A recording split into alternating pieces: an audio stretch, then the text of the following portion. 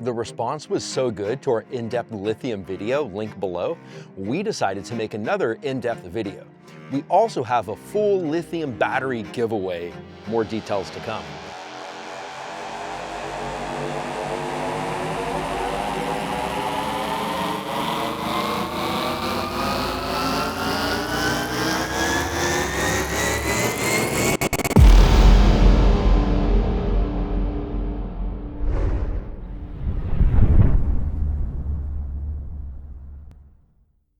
On the deck today is Steven, co-owner of the Yacht Rigger and master rigger, and we're going to be getting a whole rig inspection walkthrough with him. Now, once he goes up the rig, that's what cool people call going up the mast, I made minimal edits so that you can get a real sense of what to look for and what is involved. Please like, comment, and subscribe, and now let's cut to Steven. We got no food, we got no jobs, our pets' heads are falling off! We are going to do a deep dive into a rigging inspection and show you guys exactly what it is that we do when we come out to a boat to check on the rigging and make sure that this mast and running rigging and all this good stuff is safe and good to go sailing. So step one is going to be our deck level inspection, where we just make sure it is safe to go up and this mast isn't just ready to fall right down. Step two is to make sure that we can go aloft safely, get our chair set up, make sure the halyard is safe. And then step three is to go aloft and check out everything from the top down. So step one, we want to make sure that the mast is safe at deck level before we go up. I like to start at the bow and work my way aft on all my rigging inspections. You don't have to do it this way, but it's just a system I have in my head. So the very first thing I'm going to do is go forward here and take a look at this furler and forestay connection. So on this particular rig, this being a catamaran rig, it's 5 points of attachment at the deck. So we have the forestay, the two, what we call cap shrouds, sometimes called upper shrouds, and the two lower shrouds. Every rig is a little different. Some rigs are 3 points, so it'll be a forestay and just two cap shrouds with a more complex diamond arrangement. But in this case, we have 5 points, and we're going to check all of them out real closely before we go up the mast. So this one right here is the furler. We have a profurl here, and it is connected with a toggle. So you can see here, this is two sets of stainless steel jaws on the toggle with a pin through them. I'm not going to go into too much detail on the technicalities of why each fitting is the way it is. At some point, we will do a deep dive on that on our Marine Masters series that is coming out toward the end of the year. But for now, what you need to know is that there is a pin, this is called a clevis pin, and a cotter pin. You want to make sure that any one of these big pins, the clevis pins, always has a cotter pin in it and the pin is bent. So we're looking good here. And I'm also looking to make sure that the pin connection is good. And basically what I'm looking for, and there's so much detail we could go into here, but I'm going to do as much as I can and not make this video hours long, but I'm looking for cracks or heavy corrosion. Typically, we see cracks in certain places on what we call the load path. So if you imagine if the pin were to shear through and pull through the bottom of this metal, there might be a crack forming here or on the front edge. So I'm going to look really closely at both the front and back edge. One of the disadvantages or difficult parts with the furler is we can't see up exactly what's going up inside here. And that's why these rigging inspections are visual. We can only do so much, but usually there's enough indicators we can see around for trouble. But I am going to look up in here and see where the top of this toggle is. And I'll show you a toggle more clearly on some of the other rigging, but look for cracks that might be happening at the toggle bend itself. And I can kind of see up in here. And I can also see the eye that's connected to the toggle. And again, I'm looking for corrosion level. I check both sides.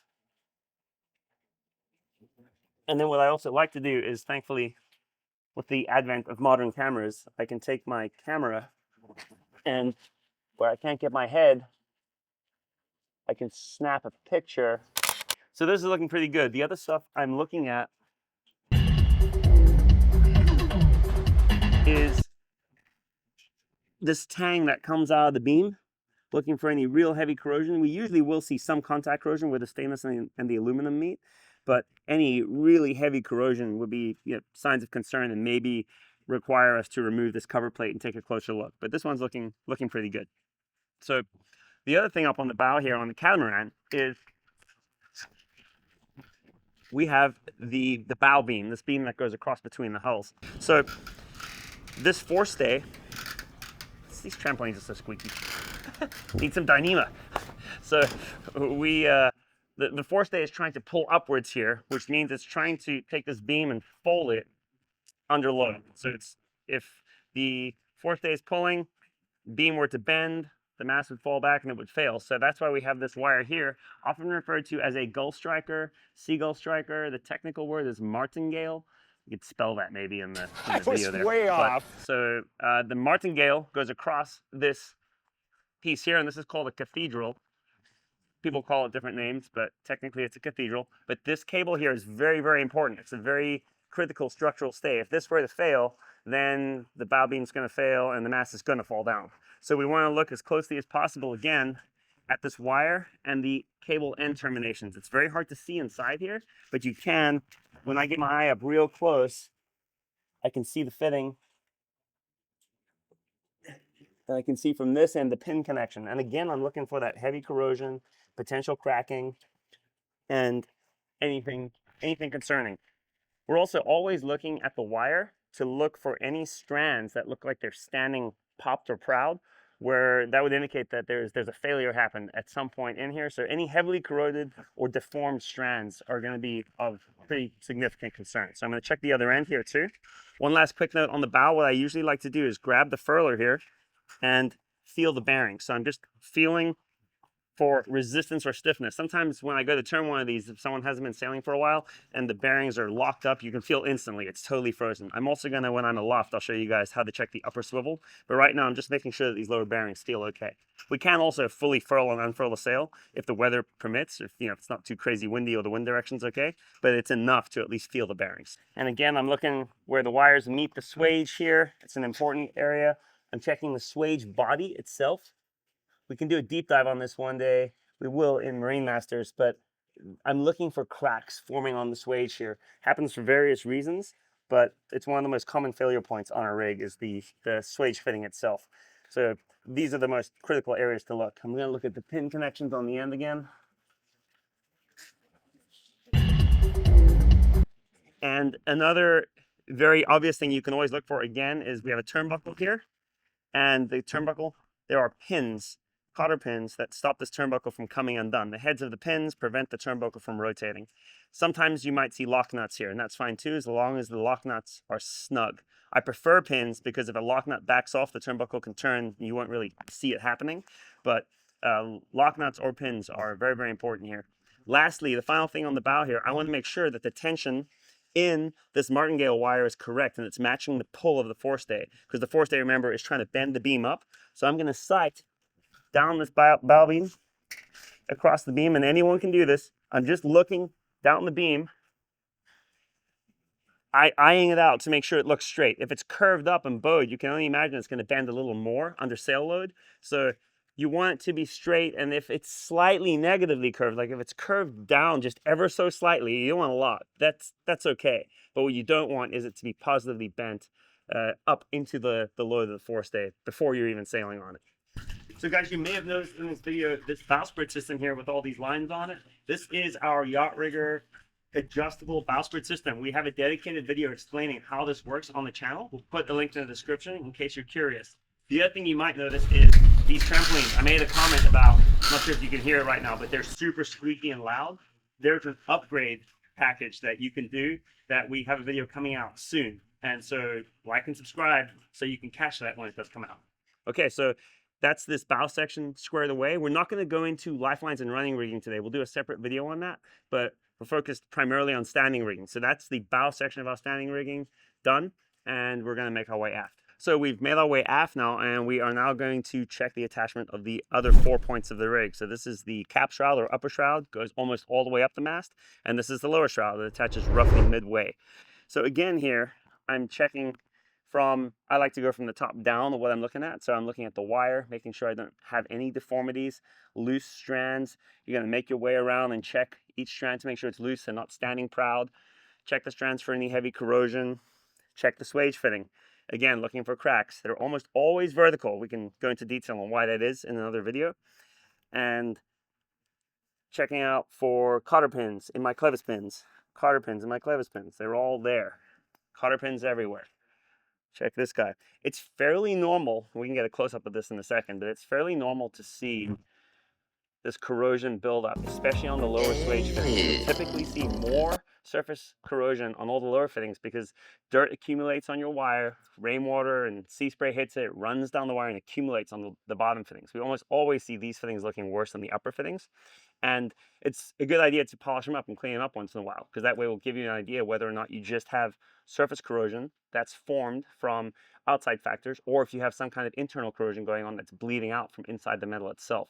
So it's definitely a good practice to clean up and polish these rigging fittings. We actually even do it as a service. Like if we do a rigging inspection and there's really heavy corrosion, we'll quite often come back and just polish everything up so we can come back 6 months from now and look to see if something's coming out from the inside. Something you can do yourself, absolutely. So back to this here, I'm again just looking really closely, looking for cracks, looking for cracks up in. This is the bend in the toggle I was mentioning on the forestay. This section at the top here is where we more often see cracks than almost anywhere else on a toggle fitting. But it's also a good idea to check down here at these load centers to see if any potential cracking is happening. We also sometimes see it on these T-fittings here. There's a little bit of corrosion starting on these, but nothing crazy heavy. I would recommend that this owner polish this up and keep an eye on those spots over time. Lastly, I'm looking at the chain plate itself. Now on this boat, the chain plates are really well covered up. You can see there's this cover plate here. If there were rust bleeding out the bottom here or any kind of heavy corrosion, making handprints here, but we're looking for heavy corrosion and or cracking on these chain plates. These look great. There's a little bit of corrosion build up right here, but I have a feeling that's just running down from this corroded spot right here. But again, a cleanup goes a long way. You clean this up with some good polish and you can just keep an eye on it over time. So real close look, just again looking for cracks, loose strands, and corrosion is mainly the theme of this entire video. Is going to be cracks, loose strands, corrosion. That's what we're looking for. So we're checking out the other side, and I noticed something I didn't point out on the other side here. These plastic tubes on catamarans are great because they're great to hang on to with your hands when you're passing the shrouds, and they prevent chafe.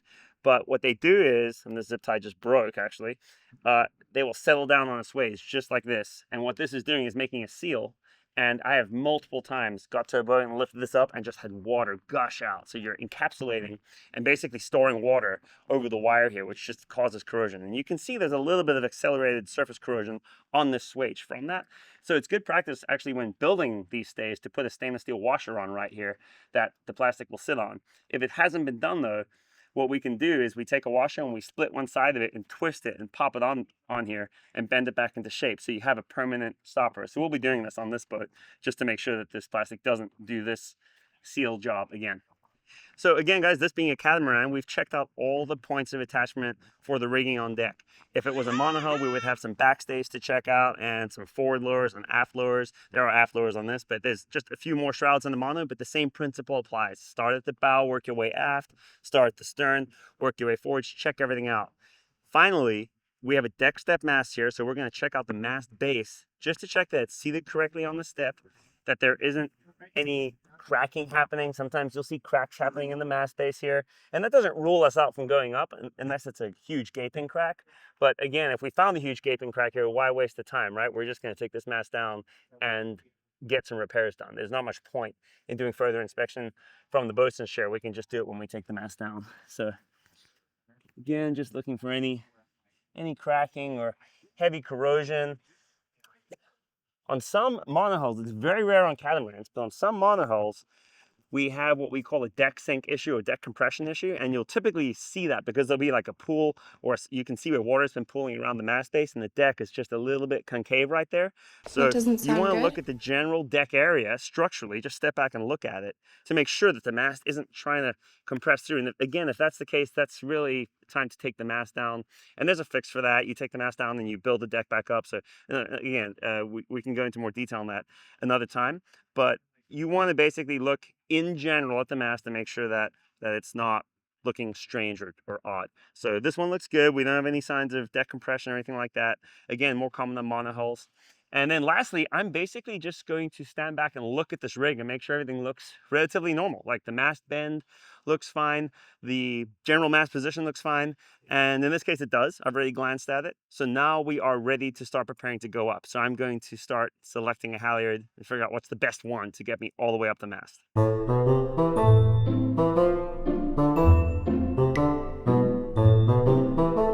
Okay, so we have established that the main halyard is the best halyard to go up on this mast because it goes all the way to the top. That's fairly obvious, but don't go up on a spinnaker halyard that stops 3-4 feet from the top if you're a fractional or a jib halyard.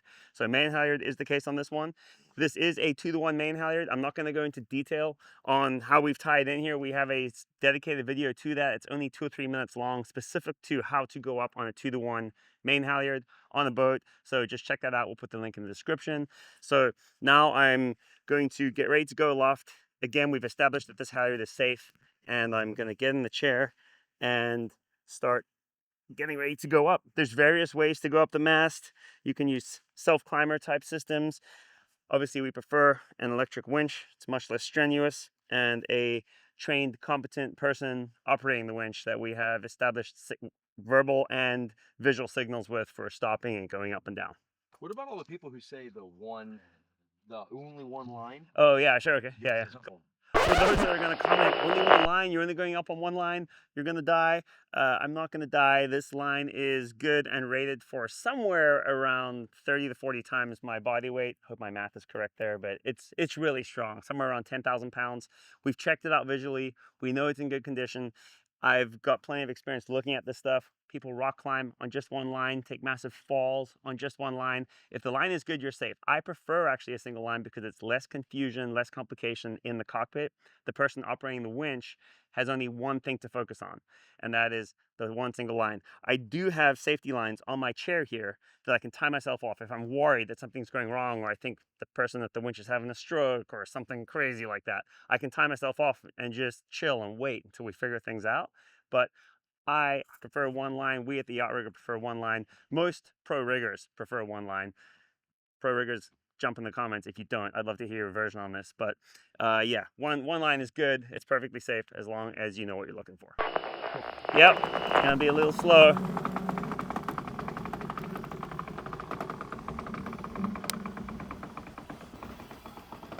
So I'm just somewhat loosely positioning myself in between the lazy jacks here.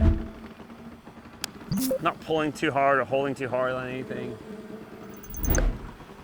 Will's got eyes on me. I'm going up the rig here. I do kind of glance at the stuff lower down as I'm going up. Some bird protection there. Stop. Stop. Just getting my hat taken. Losing my hat to the lazy jacks. So I am gonna have him stop me about 3 feet from the top just to make sure that that winch button's working, because otherwise he could then have time to take the line off the winch and not pull me up through the masthead. So now I'm signaling him, he stopped there. He's going nice and slow. I'm making sure I'm clear of everything. And we're right there. Maximum hoist. I'm good there. Okay, so we are at the masthead. Just taking a look around.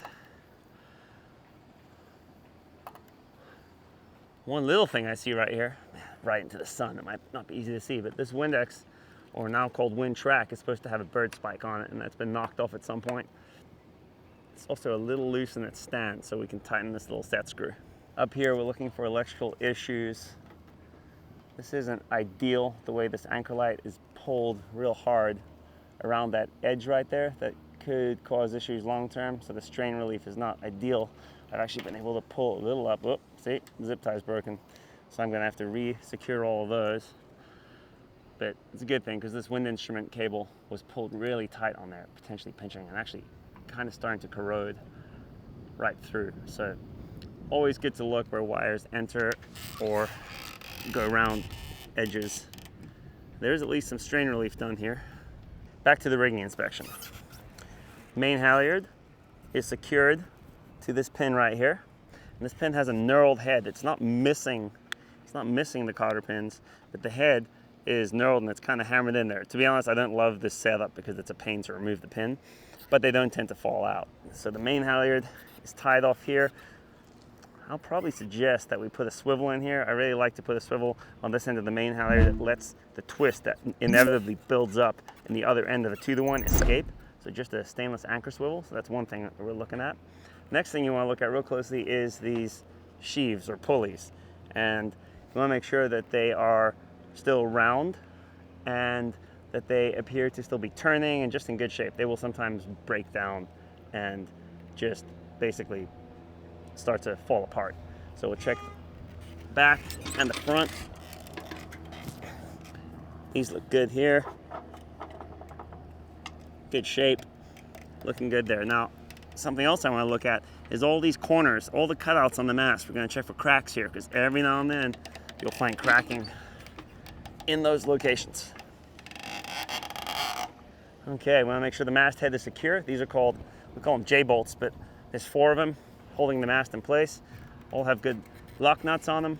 VHF antenna looks to be in good shape. The masthead light doesn't have any real bad crazing going on, so I think we're looking pretty good up here. All the pins are in place. So now I'm going to get ready to signal Will and have him start lowering me down. I will keep an eye on this track in general as I'm being lowered down, just to look for any real sharp spots or wear marks. Okay, Will, I'm ready to come down to the head stay area. Hold there. Just gonna check out the spinnaker block real quick. I'm just making sure rivets are still in place, looking good. No crazy heavy corrosion. The sheave is still in good shape and this block looking pretty good. And this is just a diverter block. You can see the halyard actually exits up there and it comes down here and pivots.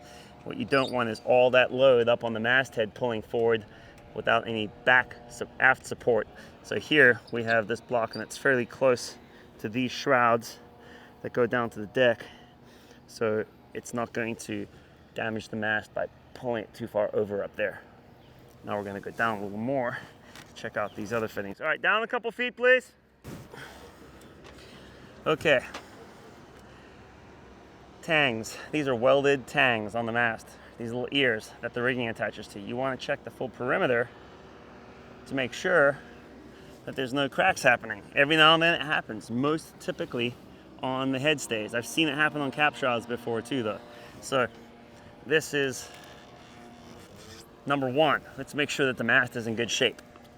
And then we'll move on to the rigging. So I don't see any cracks anywhere. Take a good look at all those. Now we're back to toggles. This is the same sort of fitting that we've looked at on the deck, especially on the forestay. So we're gonna look again for cracking around here. Make sure our cotter pins and clevis pins are in place and check out all 3 of these. Sometimes this is an interesting kind of side note. This looks almost like a crack, but this is where this fitting was forged.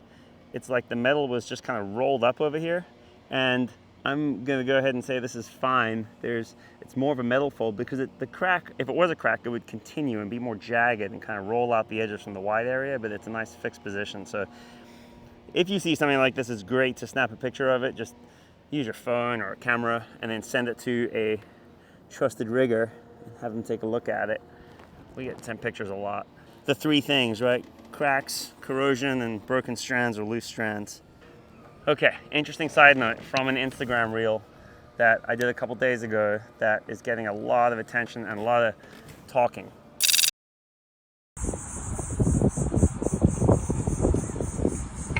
That's not supposed to be like that. So this is a bushing right here that's walking and sliding its way out of the tang. What I filmed on that particular boat, it's not this boat, is a tang fitting like this, and there's obviously a hole drilled through this tang, and that hole is drilled bigger than this pin because this is aluminum and these pins are stainless. The hole in the tang is over drilled for a bushing. A bushing is like a round metal sleeve, and that round bushing gets slipped into the hole in this tang, and then the toggle gets installed with the pin through the bushing. And so that what's happening there is the pin is then transferring its load to the bushing, so stainless on stainless, and the bushing is a nice larger area, so you're spreading the load on the aluminum, and the wear from this toggle, because the toggle, if you think about it, the stay wants to move a little bit with the mast moving. This pin is wiggling in there. It's wearing on that bushing. So it's better that it's wearing on the bushing than it to wear directly on the aluminum. The hole's going to wallow out. But what happened in that video is there were a couple things. One, the toggle fit on the tang was a little loose. It was a little too wide, and there should have been some spacers tucked in either side of the toggle. But two, that bushing either wasn't peened very well, or the rig was maybe slightly overloaded, but the bushing became loose in the hole, and the bushing that's typically only the exact same width as this tang right here had started to walk, and it slid out. So what was happening was the bushing was sitting about 2/3 of the way out and starting to kind of rock, and you can see in that Instagram video that the ear of the tang was actually slightly worn and starting to expand. So anyway, that's what was going on there, is the bushing that was originally designed to sit in here had too much space and slop, so it was able to slide out, and the only way to fix that is to disconnect the shroud, preferably weld fill the hole a little bit, re-drill it, reinstall the bushing nice and tight, and reinstall the fitting with appropriate spacers. So you want to look and see. Let's see if you can see there's a bushing in there. Hopefully you'll be able to see it on this camera. I can see it from here, thanks, yeah. Okay, so I'm happy with how these look. We're gonna go down a little bit and check out these fittings right here and the top of the forestay. Talk about an issue there. A stem ball fitting. We're gonna do a detailed video on different types of rig fittings in Marine Masters. Get that live and hopefully this fall, but you can look up stem ball or ball terminal. So this is a swage fitting. Again, we're gonna check the swage out real closely. Look at the fitting, look close to the mast here for cracks. Do the same thing on the other side. And we're again just looking for those three things: cracks, corrosion, broken strands. The profurl wrap stop cap. And this is not correctly installed, or it's been moved. So what happens in this system, the halyard that pulls the sail up is attached to the swivel that's attached to the sail, and it gets pulled up here, goes through this diverter and over this pulley. This right here is supposed to act as a wrap preventer. When this furler rotates this back and forth to stop this halyard from ever being able to be grabbed and snagged, it has these edges on, and it's supposed to be like that so that it stops the halyard from catching and the halyard can never wrap. Now in this case there is a restrainer installed, so it's pretty good, but you can see some bit of an issue. This spinnaker halyard is wrapped around the forestay. Now my guess is that was done for a storm, that they deliberately, there was a storm recently, they deliberately wrapped the spinnaker halyard around the sail just to stop the sail from coming unfurled or unflapping in the windstorms, which is definitely not a bad practice. But that wrap stop is supposed to be oriented as it is now. I managed to turn it.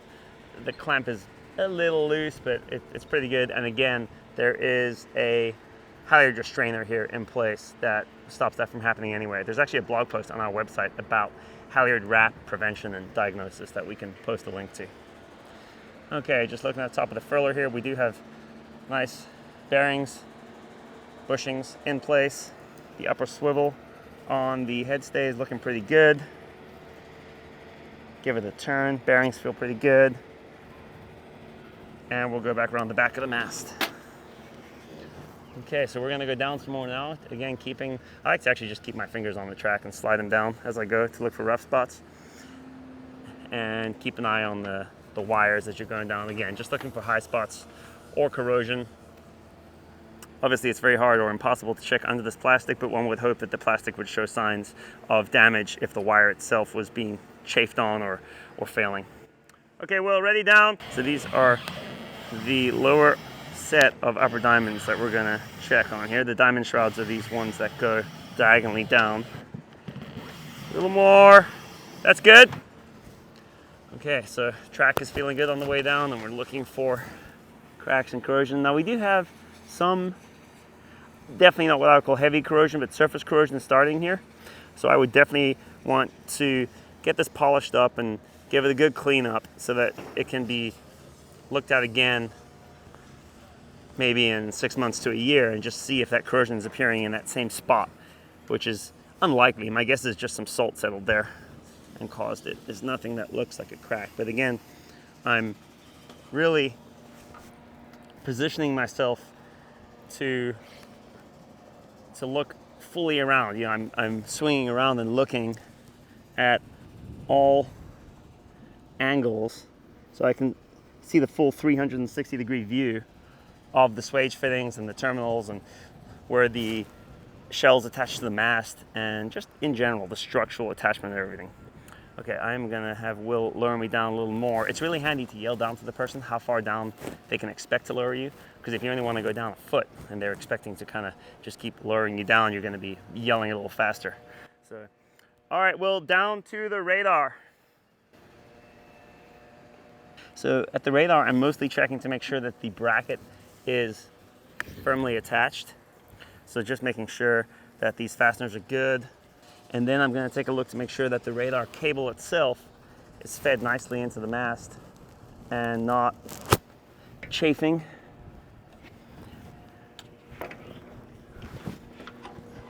Looks good. Nice clean lead in down there. There's some monofilament above these spreaders here. It's a system we installed to prevent birds. So just a real simple eye strap that gets monofilament tied out to the shrouds out there. Okay, so now I'm in the perfect position to start looking at these lure attachments. Can I come down about 6 inches, please? Okay, so remember how I said we typically see more corrosion on the lower fittings? Classic example here. And it's interesting, you can see on the leeward side, the corrosion is a little heavier. Like the front side is getting rinsed better by the rain, I would guess. But so again, just a good polish up. And we can make a little video on this. We like to use colonite stainless steel polish, but it really makes a big difference and cleans them up nicely. These are welds, so unless you see a real big gaping crack here, you're often going to see corrosion, or it looks like potentially cracks, but this looks like just a weld. The weld seam, it's hard to get that video, but right around the perimeter of the weld is a nice little bit of corrosion. But again, a good polish cleanup will tell us a whole lot more. Like if you polish that and there's rust bleeding out of that a week later, then it would be a little more concerning than what we're seeing now. All right, gonna swing around. So I'm operating outside all the lazy jacks right now. So that means I can just swing over to the other side. If I give it a little push, and again, you gotta trust the halyard here, but so professional. I'm over on the other side. So again, there's some different types of fittings here, some more swage fittings. This is referred to generally as a swage stud. Some in Europe, they call it a thread terminal. This here is a welded swage fork, or a welded fork. And we have a swage eye on the bottom. I'll show you that in a second. So we're gonna check out these lower fittings. So again, we're looking for cotter pins, always cotter pins. If you see a clevis pin, there's a clevis pin here in the spreader. Cotter pins, holding these pins in place that hold this rigging. Looking for corrosion, fairly corroded fitting. I don't see any signs of a crack. This fitting is a swage eye. There's an eye up in here. It fits in between that welded fork on the other side. We're checking for the big three: cracks, corrosion, broken strands. It's kind of fun on the 360, I guess. Whee! Here we go.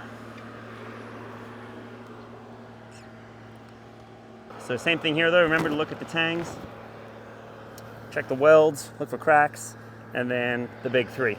I've noticed on rigs like this, where this stainless plate makes contact with the mast, there's really excessive corrosion around the perimeter, and in every one of those cases, there's been a grounded wire from like a masthead light. In fact, I think it was 3 times now that's happened. It was one of the wires from the masthead light was worn through and chafed through at the mast. It was improperly protected up there, and it was actually butt connectors, and the butt connectors had corroded through, and so every time the masthead light was turned on, I think it was pushing current into the mast, a very, very low current, so there was electrolysis basically happening between the stainless and aluminum fittings, so accelerated corrosion. So just another reason to, when you're doing the inspection, make sure you're looking at all your mast electrical, make sure that that is properly shielded and properly strain relieved so it's not pushing current into your mast. All right, we'll come back down to deck level now. I hope this video was helpful. Up next on deck is going to be the lithium video with a couple of ABYC electricians taking apart batteries. We're also going to be giving away 2 full lithium batteries to 2 different viewers. They're worth about $1,600 each. So stay tuned for details for the whole lithium video to drop here very soon. Also, if you could say thanks with a quick like, helps us out a lot. And I will see you guys on the next episode of the On Deck channel. Sailor Smurf out.